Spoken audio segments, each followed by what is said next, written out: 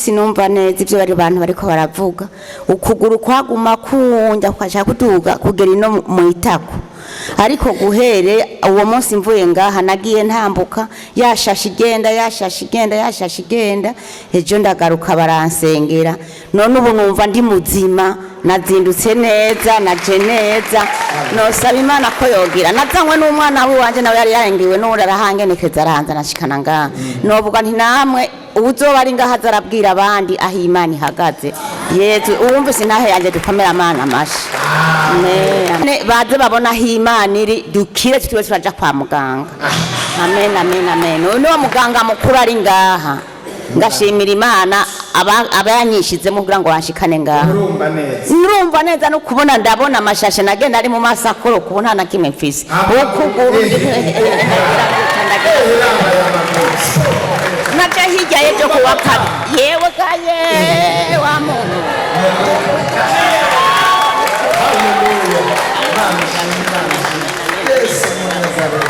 naje ngaha kuwa kabiri hirya yejo ngarukejo none musi ndi muzima nta na kimwe nakwa nukora sinarumva nagenda mpumaguza guca mu nzu ngira gute ariko mbere y'Imana ndi muzima n'imbere y'abantu gukomera amashi babaza no kudatambuka urumva ivyo bintu byose byako byose byamukoraniye ko ariko Imana niyo kwizigirwa twongere duhere Imana aha muri Repentance twahabonye ukugira neza ku Imana hari umuntu yari yaba muri Kenya abwirwa n'umuntu yasengewe ngaha arakira hama muri Kenya bari baramuroza uwo mudamu bamuroga afise inda hama baramubwira ati manu ingwino bakwereka ahantu uzotabarirwa uwo mudamu araza ageze ngaha arabana n'umukozi w'Imana baramubwira yuko ko ayahose hashikira caza shikiri wanje ntivyari vyoroshe twakoresheje ibipimo byose bishoboka mu baganga hose barananirwa barabana n'ikintu na kimwe rero umudamu acaguma muhira tubananya tumusengera Imana yareheje icubahiro uwo mudamu nubwo iminsi yari yarenzeho kwibaruka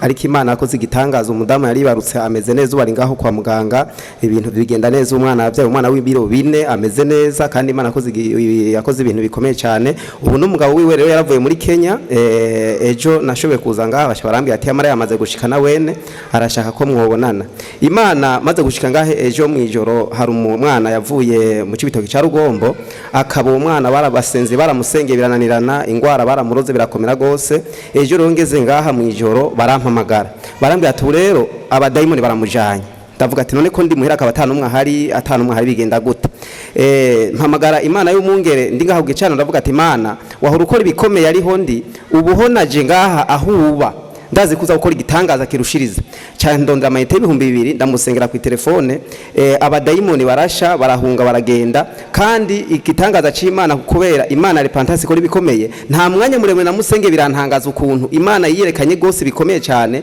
gusumbaho nariko ndamusengera ariho ndi ariko Imana yihesha icubahiro ikora ibitangaza rero ndashimiye Imana ko yarayiyerekanye yakoze ibintu bikomeye cyane ikindi ngomba gushimira Imana naduze ruguru mu imisi tuvuga ubutumwa abantu barakizwa tubajana kubatiza Igitega abantu baragwira ndashimira ko n'umwungere umukozi w'Imana wa Repentance Igitega yashika ku mutumbi wacu aravuga ati nukuri abantu babohoke abandanya sengera abantu kandi Imana ikikora ibitangaza ikora n'ibimenyetso ndashimira Imana ko n'umuvyeyi wanje yashingiye nahambira ati ubu mwana wanje umugakiza ni heza twege mu miryango twava mu miryango y'abapfumu nyokuru yari umupfumu mama aca mu mupfumu mushikanje nkurikira nawe aca agomba kuragura ariko Imana yihesha icubahiro bose irabakizira batabara ubu mama abantu boje kuraguziwe ubu baza bariruka basengera bama bakira muhira hama abantu baguma bavuga ati Imana iratabara kubona umuntu yari umupfumu Imana imuhindura bakimana ikora ibikomeye muze haranshingira arambwira ati mwana ubu jewe nahevye inzoga ahubwo Imana ikora ibitangaza tubama banzana amata ku munsi ngaha ndi haku kwezi atahubwo ukeneye amata nawe yuko wari inzo duga gumuzuranywa amata ndatangara Imana kikiriyerekana mu miryango iwacu Imana ihegishime n'icorero murakoze nakubona kwisana kakanya ngeze ngikomeye kuko hari ibintu shetani yama yateguye integura kurupfu mugabo nkaza numva umukozi w'Imana arabimbwiye bitaraba nkaca ndabiheba muri uwo mwanya naringere ngo mu bintu by'urupfu nkubu nariko ndategura n'ibintu byo kuja hanze nari naramaze kuronka dosi ariko hari ukuntu naje umukozi w'Imana nsengere nogiye mu yindwi nyene nagiye numva mbwiye ati wewe aho hantu ugomba uje hahebe ati ugiye kugwa hanze nta n'umuntu azobona n'umuvyimba wawe ati uwo muntu nyene ugiye gukora ni wazokugirira nabi ati uzowure n'itike yo kugaruka ino upfe wangara kandi n'ibintu by'uburozi bizogukurikira bivuye ino bahure n'ikiziga cyawe. None nari narateguye kugenda hariho nogiye ejo samedi, none yambwiye ati bivemwe uronderera akazi ni Burundi kandi Imana izogutabara, iryo ryose nibanga Imana yanyibiye. Ejo naho nari nje muri Burakeye, urabona hariho usanga tuva kure bigasaba ko tuzinduka ijoro, nanje iyomva nta numwe tuzanana muri Burakeye mba ndi jenyene. Saa 10 mba mvyutse, saa 10:30 nkabanje canke na karanisenge. Ejo rero naraje hari ahantu namanca mwisi turabona hariho dushobora guca mu mihora ugasanga nta matara hari, ce ndashika ahantu munsi y'igiti c'imyembe ibiri minini inyatatara ryari rihari, mbona hahagaze umuntu, yari umuntu w'umuhungu ahagararanye n'igishima ryango c'inzu w'amadrede nyene yambaye n'isengre n'ibutura. Ambonye nza numva ngo dada ngo ni sawa, nane ndavuga teko araguma ndaba muga ndumva ubwoba. Je hari ukuntu ndiko ndagenda mwibarabara ngenda ndasenga nyene kugira ngo ivyo tuza guhura Imana ibitegure. Ngeze nkari numva arampagaritse ngo hagarara ngaho ngo ugiye, ndanka guhagarara. Nanje hari hagati y'ibiraro bibiri, kimwe nari ndagisimvye ikindi cari imbere yanje kandi biragutse uguyeho womererwa nabi. Ngo urahagarara ngo canke ntuhagarara, mbona umengagire yiruke ca ndahagarara. Ngo ugiye he? Ce mvuga ati je ngiye kumutakura. Tuvuye he? Ndamubwira iyo mvuye ngo usubira inyuma ngo kaja kuhanyereka, ngo je ahantu naho uzi ngo usubira inyuma kaja kuhanyereka. Ndamubwira ati je ndihuta sinsubira inyuma, aca nshakira ukuboko ati je urazi uwo ndiwe. Ce mvuga ati sindakuzi kandi nawe ntunzi. Aca mfata ukuboko agenda arankwega nsubiza inyuma. Ndiyumvira ati nkoma induru, biranka vyose vyanka ko nkoma induru, vyanka ko ndamwiyambura kubera yari umuhungu w'ingufu nyinshi.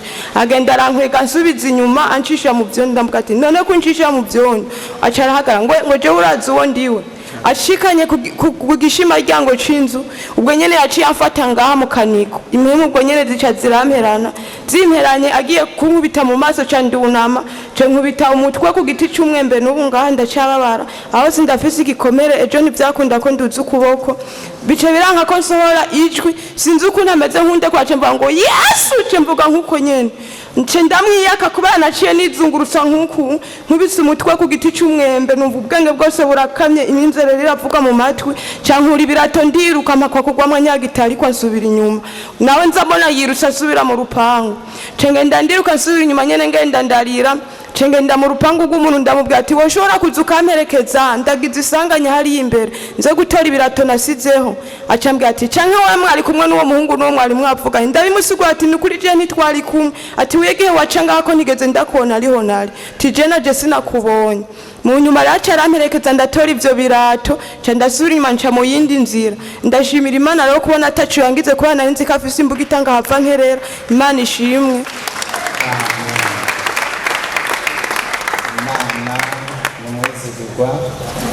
Yesu niwe yahagukuye kandi birumvikana ko Shetani yari yagutegeye muri ryo barabara. Nshimira Imana ku gikorwa c'Imana nabonye ngaha hantu. Umukristo wese wasengera ngaha naze yishime ku bw'amafaranga, igikorwa cyose ashatse azogikora. Je nashitse ngaha nako twakunda kuronka amahera, tukaza kugura ahantu bikanka, tuja kugura bikanka. Ariko je rero mu kwezi ku9 mbona muhira hari amafaranga ibihumbi 2,200,000. Ndabwira umufasha wanje aho twashakiye kugura vyanka, tugenda gutanga amahera bikanka, tugenda tuze guhiga parasera ahantu. Arambwira ati 2,200,000 twahigisha parasera. Ndamubwira turashobora kugenda kubera icimana ivuze ibivuze. Je ndi mu masezerano y'ukubi wanje kandi nguma mbwirwa yuko nzotanga indaro, nenzotangira indaro mu mpangano. Je turafata umunsi umwe ndatelefona ahantu barandangira ahantu tugiye kuharaba dusanga ni mu Rubirizi, dusangana akazu gatoyi. Tuhashitse haguma numva ijwi ry'Imana rivuga ngo aka kantu uri kuravyara nako kuvyariramo. Aho hantu ndahagaya kandi ndahagaya nifitiye 1,200,000. Ce ndabwira se wabana ngira telefone umukozi w'Imana hamwe nja gusengera ngo hamwe ngo wa muhungu wanyu yakujana ngo kuri egirize ngo hepandase nteye ngo bugiyo nzinduka niyo namanje. Ce telefone umukozi w'Imana Elize. Umukozi w'Imana Elize yaciye ambwira ati ndafukamye ubunyene guma mugenda. Kakantu nkagaya ndi umugore kandi atayije ndiko ndagura. umugabo wanje ndamubwira ngo tugende hano mu Nyabunyegeri turajabuka duca ku rushengero rwo mu Rubirizi turajabuka hano kwiyengero gatoya tuhashitse ndicara nawe ngo yaraza hano ngo bamubwiye ngo zitandatu hari 10 ku 10 ku miliyoni 6 ariko twaraziga handi hano hari 3 tuhashitse ndicara ndashika ndushe nagiye mbona isengesho mukozi w'Imana Eliza ariko arasenga arikoze twagiye tubona umutama yaje nka kabushiriri ko kandi mwe muri ko muhiga parasera teyego acha tujana ahantu tujanye ahantu tuce dusanga handi hantu acha tubwira atanu nta mupasiteri kandi yahaguriye umuryango w'iwacu ni 10 ku 10 ashaka miliyoni 5 ati kandi ingene ndamuzi nahajya nyamba mufisa handi muzokura yandi arahaba hamutware 10 ku 20 so abana na baravuga ati ntibikunda madahara amahera dufise ndavuga ati ahubwo hani wazokwira abana bacu tineje kabana nzovyara tabonzi imana abahungu n'abakobwa haniho hagutse mu miliyoni 2,200 kandi twari twayasize muhira ari imana bashano babarira iyo nari narase kuyishinga mugubungira ndayishinga burya turaharaba wamutama cha telefona wa mupasiteri ndabwira se wabana wumvise imana dusenga haha ikigiri duhuze mbere n'umupasiteri amutelefone yaranka kwitaba cyahitaba mwarimu yasohoje ngaha ntiyo muririra ari ku rundi rushengero baravugana ati ni mutahe turatahe zindwi za miliyoni n'amajana 2 turayijana ku rupapuro bace bandika Kongo itariki 5 z'ukwi11 zibarenganya hazosubira ku isoko n'amahera yanyu ntituzoba undi mudama acavuga twasanze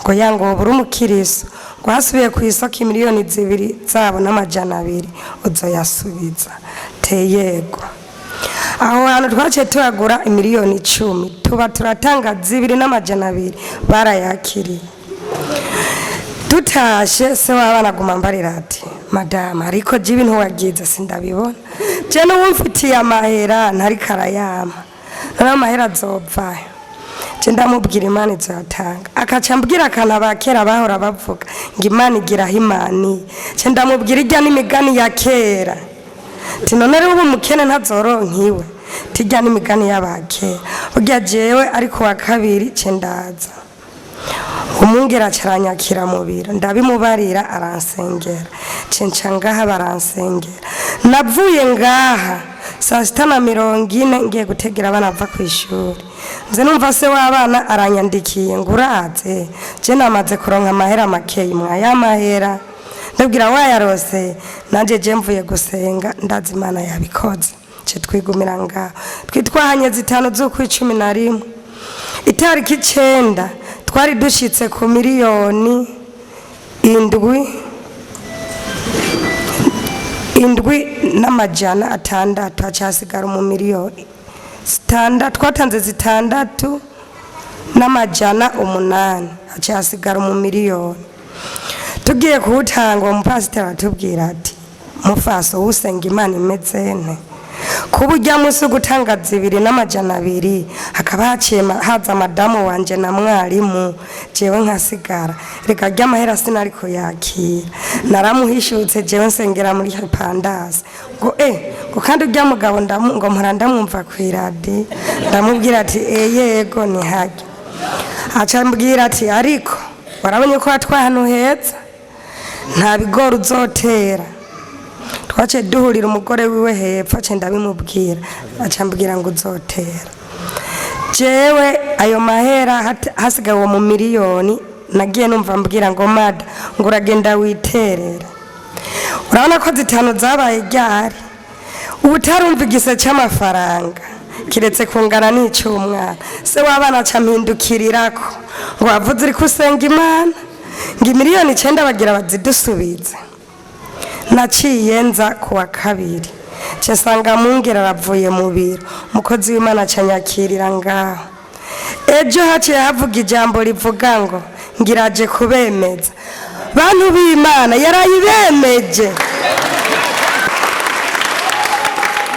navuye ngaha amahera n'ubu barayafise nari naciye ndababwira zitanu ati iminsi yandenze mumbabarire 20 ndayabaha iyo 20 nabaha iteka 20 atayo mfise uwo nabwira ijana yambwira yuko ijana nzomwungukira 25 ongera ubu nkazoza kuyatanga nkazoyatanga kuwa mbere aha ndeme nzoriha intebe 2 nizirenga nzoriha nibati narari aho se nararishe je nta munsi nariya numa ndi inusu n'ubu ndacatanga imiliyoni 10 kandi nahora ndayaronka amahera akamfa kubusa ariko aho ngiye muri Pandase arakaririmbo DM akunda kuririmba ngo gusenga ni vyiza niwumva urushe utakibasha gusenga uzuca uvuga ngo gusenga ni vyiza Imana izokora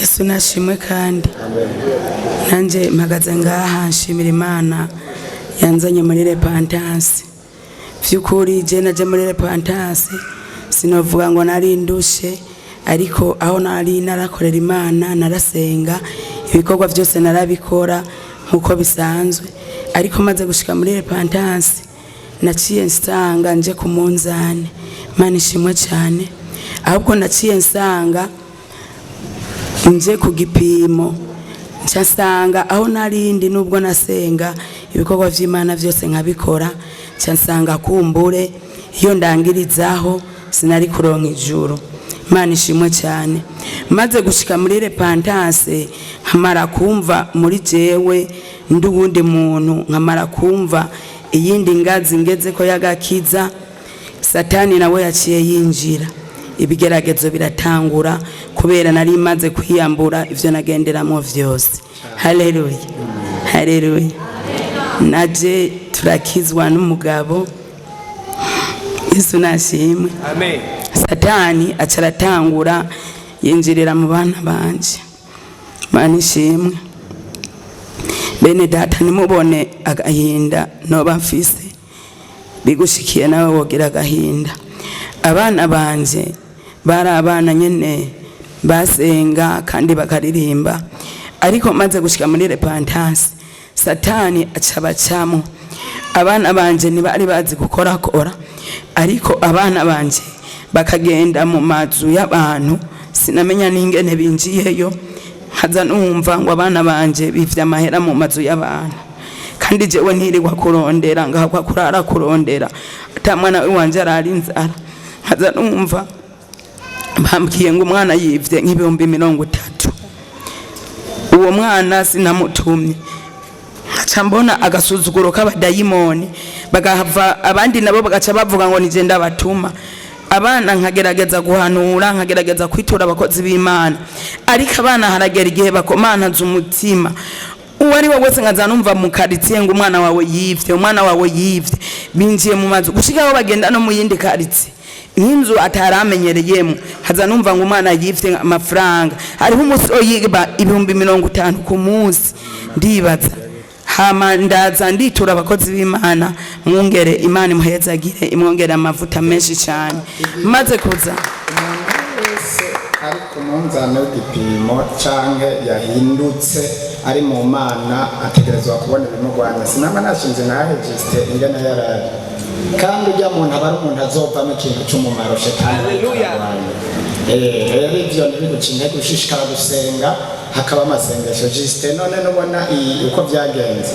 tubwire rero maze kuza kwitura mu ngere yarabatumyeko turagenda mu biro arabahanura arabereka intahe za juste nyene abana vy'ukuri ubu ndashima Imana abana bameze neza naho nosiga igihumbi ngaho ndagisangaho Imana ishimwe cyane kandi ndashimira Imana yo mwijuru Imana yansizemo umutima wo gutanga biciye ari nkemu iba yabateye nabo ngabo batabarira najewe juste ni nkemu yabateye mbona ahinduka mbona akora ibyo byose mbona hagera igihe iyo ubonye habaye ikibazo kijanye n'icyo hakora inzira zibiri gukubita umuntu arimo daimoni ntuze wiri gutakaza umwanya shira ahantu umwanya mwigishe musengere mwigishe musengere. Uwo mwanya wo kumwigisha no kumusengera birashobora gukiza umuntu naba ari ku rwego ruteye ubwoba. None mwumva aba bana batari bageze ku rwego rubi cyane, ariko ndibuka tumaze kwicarana tukaganira hamwe n'abasengera,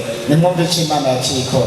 Birashoboka ko nawe mudamu wawe, umugore wawe, umwana, inshuti, famiye ashobora guparangana kugera k'urwo rugero. Ntacyo bimaze gukubita no guturubika no gutuka. Shira kw'icyo gikorwa, mushyire ku mwanya wo kumwigisha no kumusengera, rimwe kabiri gatatu, muzane tumusengere bizohera. Abana banje narahamya yuko ari umudayimoni ari muri bo, kubera naratangara kuba inzu batayizi mugaba kagenda bagaca batumbera nyene ahantu umuntu yibikiye amafaranga kandi atari yo babamo. Jewe naragerageza kunyegeza, igihe kimwe shira amafaranga muri kese sanga ikese yose barogeje kandi batari bazahiri. Imana ishimwe cyane. Ariko inyuma y'ivyo abana banje barabohoka, ariko sinigeze ncika intege ngo numve kurogota ku Mana yanje, ahubwo numvise gushikama bikomeye cyane. Rero biciye mu bivanye mu gutanga, naho ndashimira Imana yashizemo umutima wo gutanga. Jewe nubwo no bafise amafaranga 1000 ndumva mbabwe ntagitanze mu ngoro y'Imana.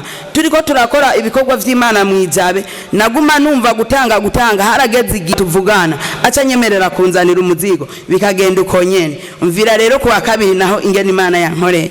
Imana yaranyeretse ati wewe aya masengesho usenga ngo ndakwereke ko nanje ndi hejuru yayo. Imana ishimwe cyane. Navuye ngahange ndakurondera imodoka kuri Kotebo, abashoferi bambwira bati sinzi kuronka imodoka, ibintu vya abitoro vyazinze cyane. Yambwira ngo ntigikunda, ahubwo bambonye ndiko ndababwira ngo baze kumanukanira umuzigo, kugera aho bantererekana bakanererekana ukamengo sa amafaranga ndiko ndaba. Nukuri numva gahinda ku mutima, ndiko ndababwira umengo n'amasengesho y'umunyavyaha mu matwi y'Imana. Nukuri numva gahinda, nabo nyene barabona kumbabaye. Saa 8 ndataha ndavuga ni Imana, ivyo nama mpomba ni vyinshi kandi ntunanirwa no kumpezagira. Nditahiye n'ibigombe bigoye kandi zisubira no kuronka imodoka. Ndava kuri Kotebu n'imizigo narinja nshitse mu Buterere cyambona telefone acarambaza umushoferi ngo wari warose umushoferi akumanukenera wa muzigo. Ndamubwira oyaye, acarambwira amafaranga shobora kumuhereza, yemera kundugiriza ku 60,000 naho ndi 100 cyambwira ngo uza ku 160. Ndamubwira nti amafaranga singorane, ahubwo nzanira umuzigo gusa wanje ndawubone. Imana ishimwe cyane. Hanyuma cyambona aranzaniye wa muzigo wanje kandi Imana yaranyiyeretse. Ejo nca ndiyizira muri burakeye amavoka yahiye, ariko maze gutaha nabonye ikiganza cy'Imana. Imana ihabwe icyubahiro. Amen. Kukuntu naje ngaha kweri naje ngaha tanga ubu nkifise zamperanye amaraso yose yakamye. Kubwo naje rero naje mpagaze ngaha shima Imana. Rero ntabwo nagiye kongererezwa, ubu nyene ndi ngaha nyene ndi muzima. Ikindi naje ranga kaza no kuri dushwanira, burya ubu barahuza nyene nta ngorane. Ku kazi naho nyene nta muntu numwe twigira duhuza, naho nyene uturahuza nyene ndidegemvya nkaza gusenga. Ubu no muri burakeye ndaza no ku mugoroba nkaza, ubu nyene nta ngorane intayanje ari. Mu mwaka uheze mu kwa gatanu naguze imashine njana muri Kotebo. Ndabaza umukuru wabo ati noronka ikibanza gute, ngo ni 60. Ndamubwira ati jewe mfise 40 nta 60 mfise, ngo tujana hari inyuma, ngo hari inyuma. Nta bantu nshishirize munshira ngaho imbere ko hari ibibanza zobokoze, ngo yaye ngo nta kibanza gihari, ngo hajya hari abandi. Aca njana inyuma ahantu hari amavano, imbere ivano, inyuma ivano. Imvura iguye naba mu ntambara. Ariko rero ndaguma ndasenga kuva mu kwa gatanu ku mwaka uhetse gushika n'iki gihe, kugira ngo nk'abantu biranga abandi bose baje bashasha akabashira imbere. Ngaha muri iri shengero ndahamaze amezi 3. Ndakomeza ico kibazo ndakivuga, ndaguma ndakibwira Imana. Ejo umukozi w'Imana ariko aradusengesha aguma avuga ati ngo nimuze dusenga Imana yemeza abasi bacu, ngo ibemeze canke bareke. Naco tinibemeze. Je ndaguma ndakomeza no duti Imana bemeza abasi banje y'ukuri Imana yumva kandi yishura. ndashika muri kote amasengesho yahetse ndasubira ndabwira wa mukunda mbwe ati none ndagusavye unyungururize ikibanza hari ahantu harava unshire hajya imbere uzobukuza ubona haragaragara ngo ntibikunda n'abandi bose acarabagarisha baranga ngo jana hariya hirya mu ifuruka ngo jana hariya birabura mu nyuma ariko haciye haza umuntu arabemeza avuga ati adasize imashini hajya zose ati zose ndabanza ndazisohora mbanze ndamupangira imashini hashaka yesu nashimye imana irabemeza acavuga ati mumupangira imashini hashaka nca ndayishiraho mu nyuma babatama bati Flora wuri umwana w'umwami bavuga ati mwana w'umwami niwe ngo ucashevye ngo akironka byagenze gute twe twarahiye ko tamashini uzoshira ngaho ndavuga ati imana niyo nkuru mumfashe dukomera amashima imana yarayibemeje bose baratangara barumigwa mukomeze gusenga bavukanye amen. Yesu nashimwe kandi ni mu nkomera amashi umwami wacu Yesu kubw'urukundo rwiwe. Ego jewe mpagaze ngaha nshimira Imana kubw'inyigisho umukozi w'Imana Mutoka Mbara maze amisa twigisha n'inyigisho zikomeye cyane kuri twebwe ababyeyi turiko turabyara muri kino gihe twabyaye abana. Inyigisho zafashije cyane gose zashaye mu kindi kirere cyane kongera kumva ko nosura gusenga hambara izindi mbaraga tukaba maso. Ndashima Imana kubiza inyigisho z'umukozi w'Imana zaranyubase cyane. Imana iheza gigwa. Amen.